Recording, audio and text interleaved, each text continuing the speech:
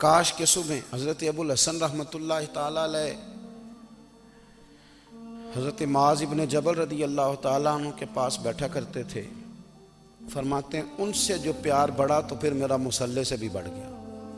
تابعی ہیں. فرماتے ہیں صحابی رسول سے محبت ہوئی تو ذکر سے بھی ہو گئی, پھر درود شریف سے بھی ہو گئی. محبت ان سے بڑھی تو پھر اللہ نے مسجد کا پیار بھی بڑھا دیا.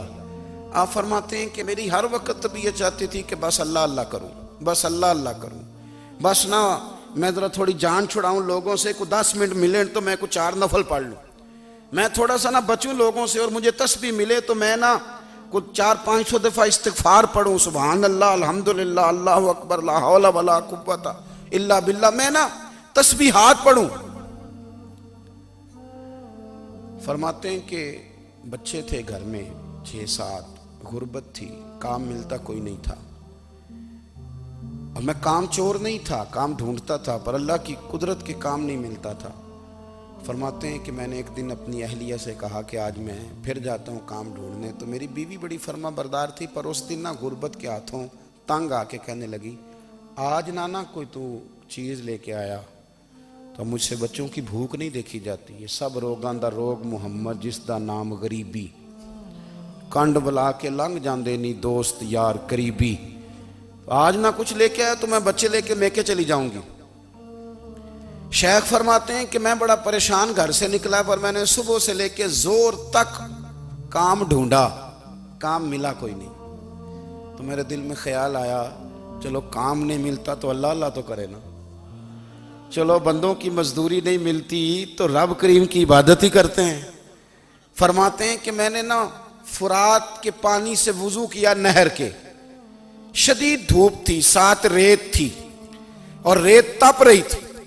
میں نے اپنا رومال وہیں مصلی کے طور پر بچھا لیا, اور فرماتے ہیں کہ زور سے لے کر عصر تک نماز پڑھی. دھوپ بھی پورے زور پہ, پر میرے سجدے کا ذوق بھی پورے زور پہ. فرماتے ہیں سورج بھی چمک رہا ہے اور رب کی عبادت کا ذوق بھی پورے زور پہ. میں سجدہ کروں تو پھر میرا اٹھانے کو جی نہ چاہے.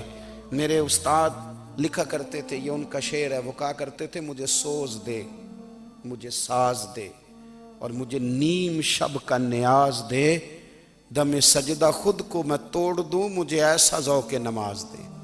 اور میں تیری بہار کا پھول ہوں, میں کھلا بھی ہوں تو تیرے لیے, مجھے میری شاخ سے توڑ لے, مجھے اپنی زلف کا ناز دے. بھائی فرماتے ہیں کہ عصر تک میں نے نفل پڑھے, دل ڈھلنے لگا, عصر کی نماز پڑھی اور میں وہاں سے چلا.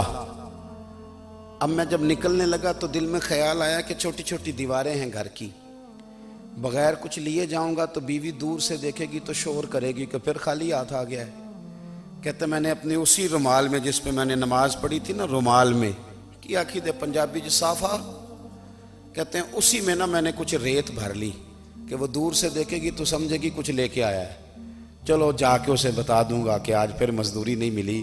کہتے ہیں وہ ریت لے کر جب میں گھر میں گیا تو پہلے بیوی دروازے پہ کھڑی ہوتی تھی, پوچھتی تھی خالی ہاتھ آ گئے ہو, آج میں نے دیکھا تو ہے ہی کوئی نہیں. فرماتے ہیں میں اندر داخل ہوا, سلام لیے, کونے میں نے وہ رومال رکھ دیا اور میں نے آواز دی کہ بھلی مانس کہاں ہو. تو وہ کہنے لگی آپ منہ ہاتھ دھو لیں, میں روٹی لے کے آئی. میں نے کہا روٹی کہاں سے آ گئی, یہاں تو کئی دنوں کے فاقے, تو کئی دنوں کی غربت ہے, یہاں تو اس گھر میں تو فقیری ہے. فرماتے ہیں کہ وہ روٹی لے کے آئی اور اس وقت کی جو موجودہ نعمتیں تھیں, سمجھ لیں سلاد اچار ہر چیز ساتھ لائی. میں نے کہا کہ بچے کہاں گئے, کہنے لگی وہ کھانا کھا کے کھیلنے گئے, آپ کھانا کھا لیں آ جاتے. کھانا اس نے چن دیا. میں نے حیرت انگیز لہجے میں ساری نعمتیں اپنے دسترخوان پہ دیکھ کر کے بیوی سے پوچھا یہ کہاں سے آیا کھانا, بچوں کو تو نے کہاں سے کھانا کھلایا, یہ سارا کچھ کیسا ہے. تو کہنے لگی پتہ نہیں آج آپ کس کریم کی مزدوری کرنے چلے گئے تھے, پتہ نہیں کس کریم کی, میرے گھر میں تو اتنی نعمتیں آئی ہیں کہ مجھ سے سنبھالی نہیں جا رہی, اتنا اناج ہے, اتنا گندم ہے, کس کریم کے دروازے آج چلے گئے تھے. یہ کہتے کہتے وہ اٹھی اور اٹھ کر کے کہنے لگی پہلے بڑا کچھ آیا تھا, اب کیا لے آئے ہو. اور جا کر کے نا اس نے وہ ریت والا رومال کھولا، کہنے لگے میں تو لے کے آیا تھا ریت، تو میرے رب نے اسے بھی سونے اور ہیرے بنا دیا تھا۔ جب آپ کی توجہ اللہ کی جانب، میرے نبی پاک صلی اللہ تعالی علیہ وسلم نے فرمایا ہر چیز اپنے رب سے مانگ، ہر چیز مانگ، ہر چیز مانگ۔ یا رسول اللہ کیا کچھ؟ میرے محبوب نے فرمایا تیرے گھر میں نمک بھی ختم ہو جائے تو وہ بھی اپنے رب سے مانگا کر، تو مانگنا وہ تجھے دے گا، تو اس کی بارگاہ میں کشکول طلب دراز تو کرنا۔ اور ترمذی شریف میں عجیب لفظ ہیں، رسول کائنات نے فرمایا، رب کریم فرماتے ہیں جب میرا بندہ ہاتھ اٹھاتا ہے نا تو مجھے حیا آتی ہے کہ میں خالی کیسے لوٹا دوں اس کے۔ اتنے بڑے بادشاہ کی بارگاہ میں، او بھائی لوگوں سے عزتیں تلاش کرتے ہو تو وہ کیا تمہیں عزت دیں گے؟ وہ تو کل اچھا کہتے ہیں پرسوں برا کہنے لگ جاتے ہیں۔ لوگوں کے سامنے گڈ بک میں آنا چاہو گے تو وہ تو سویرے تمہارے بارے میں کچھ کہیں گے، شام کچھ اور کہیں گے۔ اپنی روحانی زندگی آباد کریں، اپنے مسلح کو وقت دیں، اور دنیا سے چھپ کر اس موبائل کو بند کر کے اور اپنے آپ سے بھی چھپ کے اور تنہا ہو کے چھپا کے سارا کچھ اپنے آنسو اپنے رب کی بارگاہ میں پیش کریں، اس کے حضور حاضری دیں۔ سنو نا ترمذی کی حدیث، اور اسے یاد رکھنا، نبی پاک علیہ السلام نے فرمایا اپنے دکھ لوگوں کے سامنے نہ بیان کرنا، سیٹھوں نوابوں کو نہ بتاتے پھرنا، دنیا داروں کے سامنے جا کے نہ رونا کہ میں تکلیف میں ہوں۔ فرمایا اگر دنیا داروں کو دکھ بتاؤ گے رب تمہیں کبھی غنی نہیں کرے گا، اور لوگ ہیں کہ الٹا مذاق اڑائیں گے۔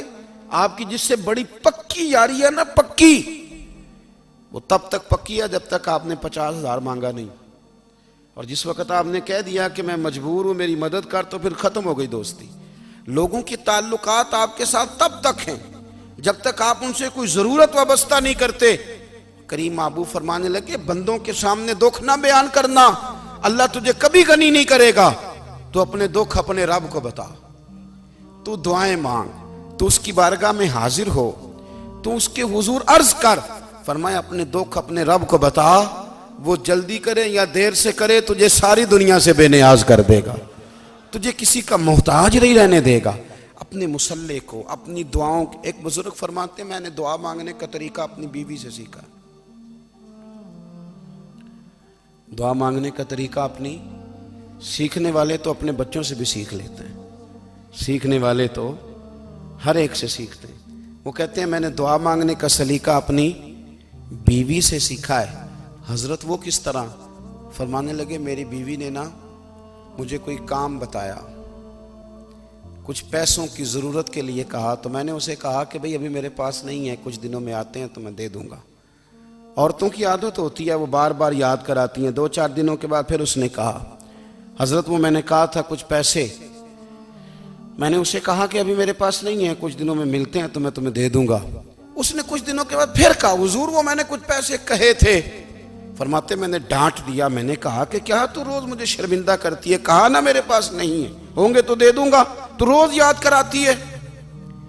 فرماتے ہیں اس نے پہلے تو میری ڈانٹ کو سہا، پھر میرے سخت جملوں نے اس کی آنکھوں میں آنسو پیدا کر دیے، پھر اس نے اپنے آنچل میں اپنے اس دکھ کو سمیٹا، اور پھر اس نے ایک جملہ کہا تو میں رو پڑا، اور مجھے اپنے رب سے مانگنے کا طریقہ آ گیا۔ مجھے کہنے لگی حضرت جی آپ نے ڈانٹ دیا میں نے سہ لیا، پر آپ ہی میرے شوہر ہیں، بتائیں نا آپ سے نہ کہوں تو میں کس سے جا کے کہوں۔ فرماتے ہیں میں رو پڑا، اور میں کھل کے رویا، اور میں تڑپ کے رویا، اور پھر میری سسکیاں بند گئیں۔ تو مجھے کہنے لگی آپ کو کیا ہوا؟ میں نے کہا مجھے بھی دعا مانگنی آ گئی ہے۔ جب میں اسے کہوں گا نا اللہ تو ہی میرا رب ہے، میں تجھ سے نہ کہوں تو میں کس سے جا کے کہوں؟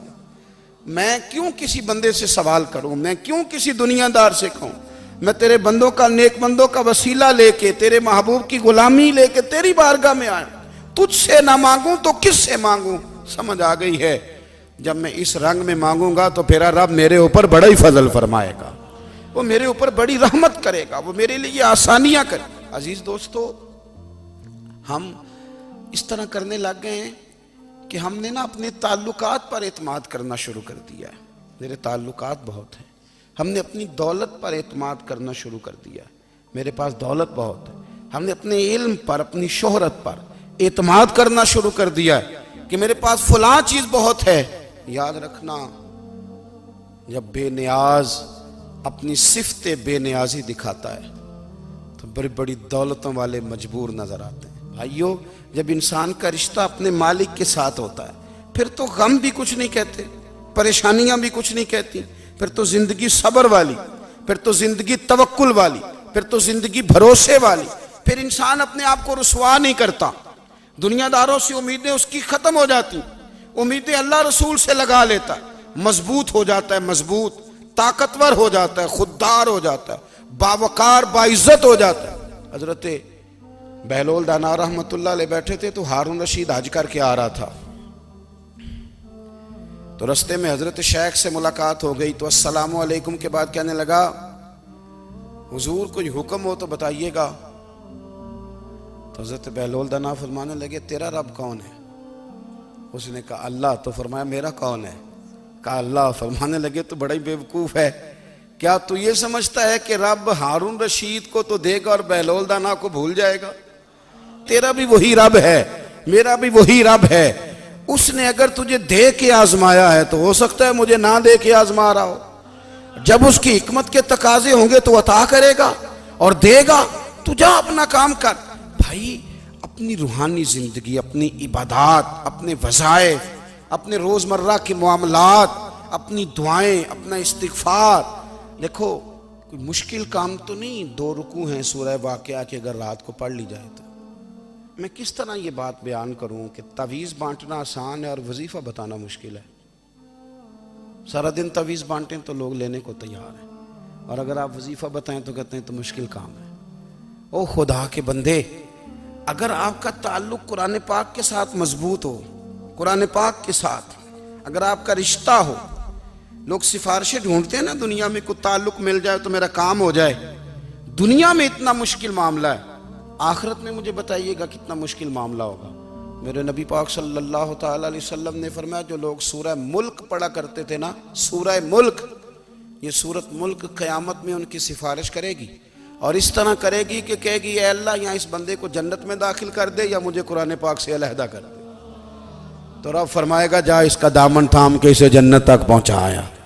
آپ بات کو سمجھیں، جب آپ کے تعلقات اپنے معاملات کے ساتھ مضبوط ہوں گے، یہ نبی کریم نے وعدہ کیا ہے کہ تو سورت واقعہ پڑھ تیرے گھر میں فاقہ نہیں آئے گا۔ حضرت عبداللہ ابن مسعود رضی اللہ تعالیٰ عنہ بیمار تھے تو حضرت عثمان غنی رضی اللہ تعالیٰ عنہ تیمارداری کے لیے تشریف لے گئے اور جا کر کے کہا کہ آپ بڑے بیمار ہیں، آپ کی بیٹیاں زیادہ ہیں، میں چاہتا ہوں کہ خزانے میں سے کچھ مدد کروں۔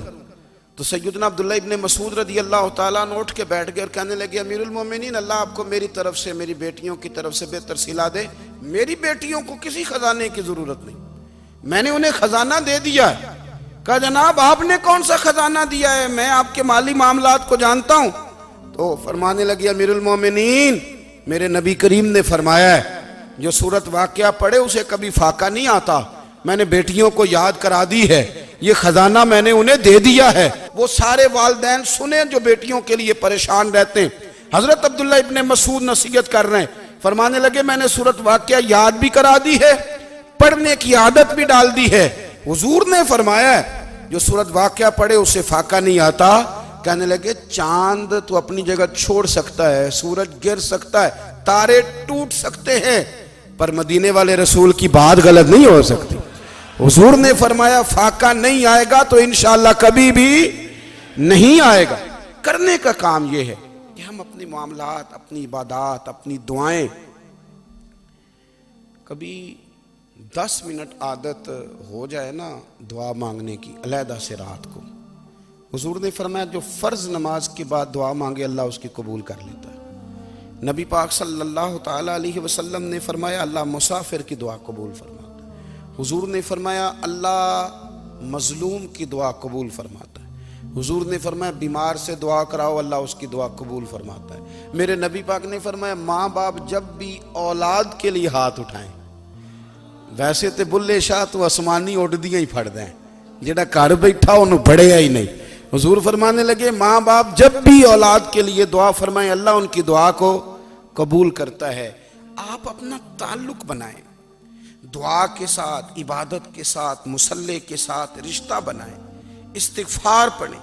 सलाहुद्दीन अय्यूबी सलेबी जंगों में थे।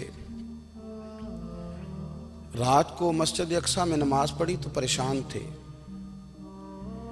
एक बुजुर्ग से मुलाकात हुई तो वो कहने लगे कि आप बड़े परेशान हैं। कहने लगे हुजूर परेशान इसलिए हूँ कि पहले ही मुसलमान कमज़ोर है, अब मैंने सुना है दुश्मन का एक बहरी बेड़ा वो जंगी सामान से भरा हुआ आ रहा है, तो अब उनके पास और तलवारें और नेज़े आ जाएंगे, मुसलमानों के पास पहले ही वसाइल की कमी है, परेशान हो किस तरह करके मुकाबला करेंगे। ये बात कहते ही सलाहुद्दीन अय्यूबी ने बुजुर्गों से कहा हुजूर आप भी दुआ करना, दुआ की बड़ी ताकत है। मेरे नबी पाक ने फरमाया दुआ मोमिन का हथियार है, दुआ मोमिन का, दुआ मोमिन का। हुजूर ने फरमाया तकदीर को सिवाय दुआ के कोई चीज नहीं बदल सकती, दुआ मोमिन का हथियार है। ये काफिर के पास कोई नहीं, ये हथियार है मोमिन का।